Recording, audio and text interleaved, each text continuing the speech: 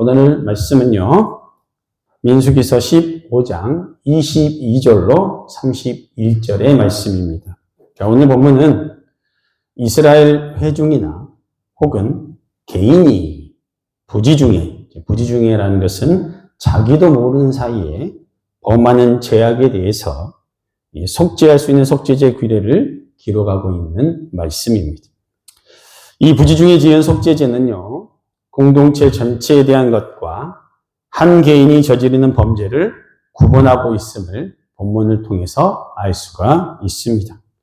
속죄제를 통해서 이스라엘 백성들이 실수로 저지르는 죄악들에 대해서 회개하고 만회할 수 있는 기회를 주시는 것입니다.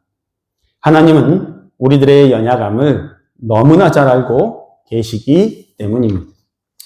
그러나 하나님은요, 고의로 범한 죄악, 그것은 결코 용서하지 않으신다고 말씀하셨습니다. 하나님의 자비로우심과 공의로우심을 동시에 드러내 보여주는 계명이라고 할 수 있을 것입니다. 자, 우리 본문으로 들어가서 오늘의 본문 23절과 24절을 다시 함께 합독해 보겠습니다. 시작!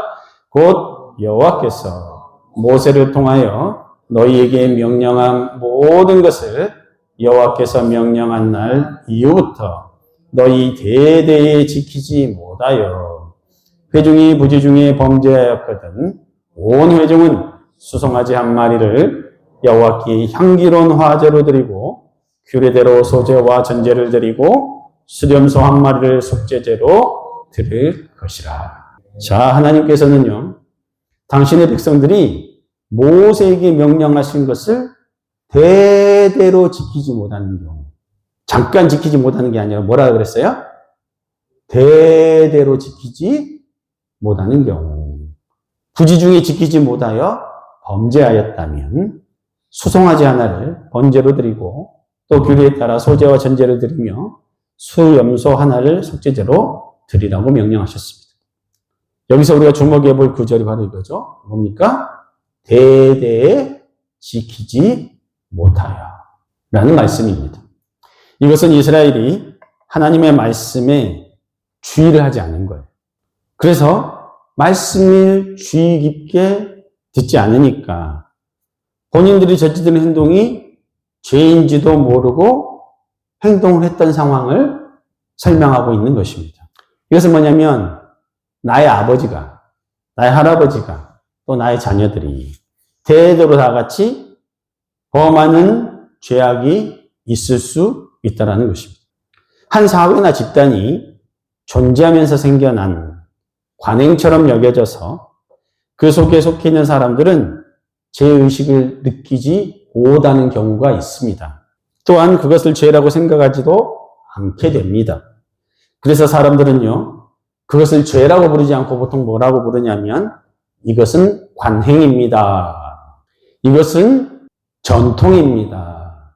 이것은 우리 내부적인 규율입니다. 라고 이렇게 표현을 하죠. 그러니까 이방인들에게는 낯선 거지만 그 공동체에 속해 있는 사람들에게는 너무 자연스러운 거예요. 그런데 그 공동체 안에 속하려면 어쩔 수 없이 그 문화, 그 관행, 그 전통을 따라가야 하는 것입니다. 그러나 하나님은요, 당신 앞에서 죄가 되는 이러한 관행이나 전통을 결코 인정하지 않으십니다. 우리 기독교가 종교개혁이 일어났던 이유가 있습니다. 천주교에서 종교개혁을 일으켰던 이유, 포도주 가족부대가 낡아버린 거죠. 약 1500년이 흐르면서 원래 예수님을 통해서 받았던 그 복음의 본질, 그 참 포도주를 잘 담아야 되는데 한 1500년이 흐르다 보니까 그 포도주 부대가 어떻게 된 거예요? 굳어져 버린 거예요. 전통으로, 장로들의 유전으로, 또 부패하고 타락해서, 그러니까 뭡니까? 면죄부를 발행하고 이런 어떤 것들을 하다 보니까 이거 잘못되다라고 얘기를 했던 것이죠. 그러니까 그것을 그 안에 속해 있으면 모르는 거예요. 근데 그것들이 아니라고 얘기할 수 있으려면 새로운 시각으로 바라봐야 된다는 것이죠. 오늘 하나님께서는요, 오늘 본문을 통해서 뭐라고 하시냐면 당신 앞에서 죄가 되는 이러한 관행이나 전통을 결코 인정하지 않는다고 말씀하십니다. 본문에서와 같이 오래전부터 행해왔기 때문에 죄악이라고 느끼지 못하는 죄에 대해서 사회 전체가 회개하고 속죄 제사로서 속죄함을 받을 것을 요구하고 계신다는 것입니다. 이 관행이라는 것은 척결되어야 하는데 사회 전체가 물들어 있다면 그 관행의 고리가 끊어지게 한다는 것은 정말 어려운 것입니다. 맞는 것이라도 그 속에 들어가면 맞지 않은 것이 돼요. 구약시대에 소돔과 고모라의 백성들은요, 동성애가 관행이 되어 있었습니다. 그래서 천사들이 롯의 집에 방문했을 때 아무런 죄의식이 없이 관행대로 롯의 집을 방문한 천사와 집단 성관계를 가지려고 그 사람들이 찾아와서 시도를 했습니다. 그들을 말리거나 죄지 않은 사람은 롯 외에는 아무도 없었다는 사실은요, 그 사회의 악이 얼마나 뿌리 깊이 내렸었는지를 알 수 있는 대목입니다. 혹시 우리 가정에, 우리 교회 공동체에, 나의 회사나 기업에 그런 그릇된 관행의 고리가 있다면 끊어내야 합니다. 하나님이 기뻐하시지 않으시는 일들에 대해서는 반드시 점검을 해야 된다는 것입니다. 뭘로 점검을 하는 것입니까? 하나님의 말씀으로 점검을 하는 것입니다. 그래서 말씀을 알아야 되는 거예요. 우리들의 삶을 돌아보아 관행이라고 부르는 모든 죄악에서 떠나고 또 그 죄악을 행하는 자들을 권고하여서 그 죄에서 떠나도록 해야 하는 것입니다. 관행은 쉽게 바뀌지가 않습니다. 그러나 누군가는 진실을 말하고 진리를 고집해야 합니다. 아닌 것은 아니라고 말해야 하는 것입니다. 특히 교회 공동체 내에도 이런 폐단들이 있음을 예수님께서 지적하신 본문이 있습니다. 마가복음 7장 7절에서 9절에 이렇게 말씀하셨죠. 제가 읽어드리겠습니다. 사람의 계명으로 교훈을 삼아 가르치니 나를 헛되이 경배하는도다 하였느니라. 너희가 하나님의 계명은 버리고 사람의 전통을 지키느니라. 또 이르시되 너희가 너희 전통을 지키려고 하나님의 계명을 잘 저버리는도다.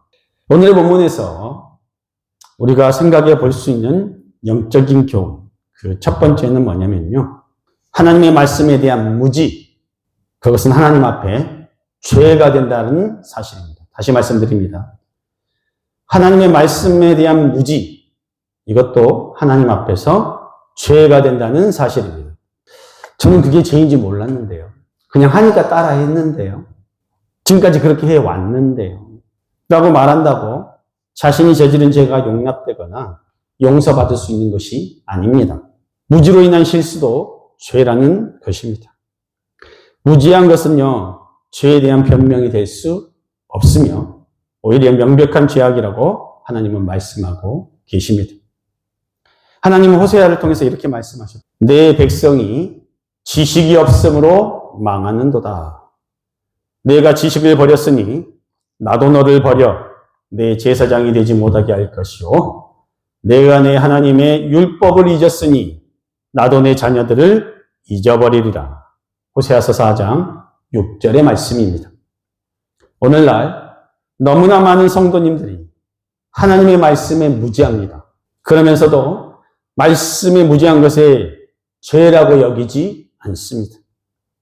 말씀을 읽으려고 하지도 않고 깨달으려고 하지도 않습니다. 혹은 다 안다고 생각하는 것입니다. 설교 본문만 봐도 그냥 이거 뭐 똑같은 말 하겠지 이렇게 생각하는 거예요. 그러나 하나님의 말씀에 무지한 자들을 죄 없다 하지 않으실 뿐만 아니라 나의 영적인 무지가 교회 공동체에 나쁜 영향을 미친다는 것을 간과해서는 안 되는 것입니다.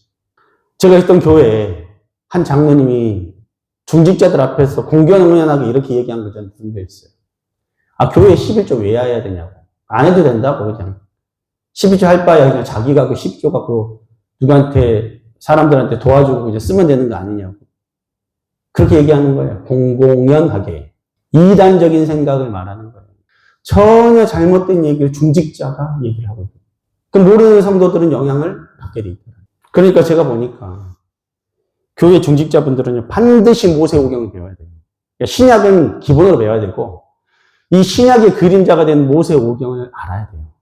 이 모세오경 안에는 하나님 어떻게 예배하는지, 성도가 어떻게 하나님 앞에 거룩하게 살아야 하는지, 그 모든 것들이 담겨 있어요. 하나님의 뜻과 마음이 다 담겨 있어요. 그리스도를 예표하는 그 모든 것들이 그 안에 담겨 있다. 성막의 구조 안에도 다 담겨 있다라는 거예요. 그걸 배워야죠. 그래야 하나님의 교회를 제대로 섬길 수 있는 것입니다. 또한 교회 공동체에 속한 개인, 나 개인도요. 그 누구도 공동체 전체의 죄에 대해서 책임이 없다고, 거기서 면제될 수 있는 사람은 아무도 없다라는 거예요. 왜냐하면 공동체 전체의 죄란 바로 그 공동체에 속한 개인의 생각과 의도가 구체화된 것이기 때문입니다. 그래서 그 누구도 나는 공동체의 죄와 무관하거나 책임이 없다고 말할 수 없는 것입니다. 우리 교회는 왜 이래? 우리 교회는 이래. 이게 아니에요. 누구 책임이에요? 나 책임이에요. 내가 그것을 위해서 먼저 무릎을 꿇어야 된다는 거예요. 누구의 잘못이 아니고 나의 책임인 거예요. 그 공동체에 속한 모두의 책임이라는 것이에요. 공동체의 죄를 나 자신의 책임으로 통감하고 회개하며 공동체가 그 죄에서 돌이킬 수 있도록 최선을 다해서 노력하고 기도하시고 섬기고 바꾸려고 노력하시던 주의 권속들 되시기를 축원합니다. 두 번째 메시지는요. 죄의 결과도 중요하지만 하나님은요. 죄의 동기까지도 보신다는 사실입니다. 다시 말씀드립니다. 하나님께서는요. 죄의 결과도 중요하지만 죄의 동기까지 보신다는 사실입니다. 민수기서 15장 30절과 31절 다시 한번 읽어보도록 하겠습니다. 민수기서 15장 30절 31절 시작. 본토인이든지 타국인이든지 고의로 무엇을 범하면 누구나 여호와를 비방하는 자니 그의 백성 중에서 끊어질 것이라. 그런 사람은 여호와의 말씀을 멸시하고 그의 명령을 파괴하였은즉 그의 죄악이 자기에게로 돌아가서 온전히 끊어지리라. 아멘. 이스라엘 백성 중에 거하는 자가 하나님의 율법을 분명히 알면서도 고의로 그 법을 거스려 악을 행하면요. 이스라엘 백성 중에서 끊쳐질 것이라고 분명히 말씀하셨습니다. 오늘 본문에서 이렇게 표현하셨죠. 여호와의 말씀을 멸시하는 행위이고 그것은 명령을 파괴하는 행위라고 분명히 말씀하셨습니다. 즉 의도적으로 하나님의 말씀을 거스려서 악을 행하는 자는 용서받지 못하고 반드시 죽음을 당하게 될 것이라고 말씀하고 계십니다. 이것은요. 부지 중에 지은 죄에 대해서는 비록 백성 전체가 죄를 범하였을지라도 단지 번제와 속죄제를 드리면 용서해 주시겠다고 하셨다고 하는 너무나 대조적인 말씀이에요.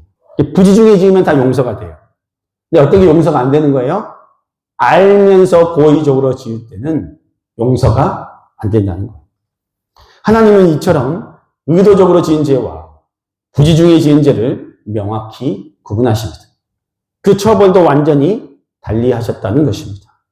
이것은 하나님은요, 결과만 중요시 여기시는 분이 아니라 그 마음의 숨은 동기도 보시는 분이라는 것을 명확히 알려줍니다.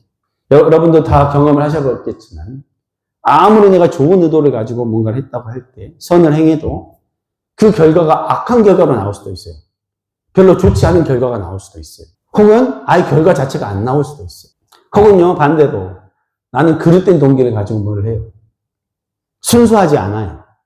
그런데 내가 그것을 행했는데 도리어 사람들이 그걸 좋게 여길 수도 있고 좋은 결과가 나와보려고 사람들한테 인정받는 일이 생길 수도 있다는 거예요. 이런 일들도 비일비재합니다.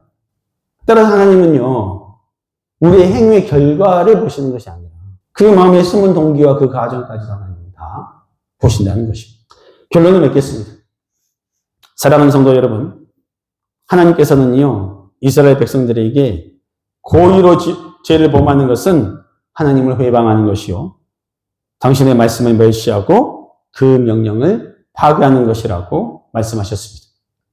의지적으로 하나님의 말씀을 거절하고 자기 뜻대로 행동하는 것은 곧 하나님에 대한 배반이며 도전행위라는 것입니다. 하나님을 멸시하는 행동입니다. 용서가 안 되는 죄입니다. 우리가 우리의 의지를 하나님의 말씀의 권위 아래 굴복시키지 않을 때 우리는 언제든지 하나님께 도전을 하게 되는 사람이 될 수도 있는 것입니다. 따라서 우리는요, 하나님의 말씀 앞에서 나의 생각과 나의 뜻을 주장하지 않아야 합니다.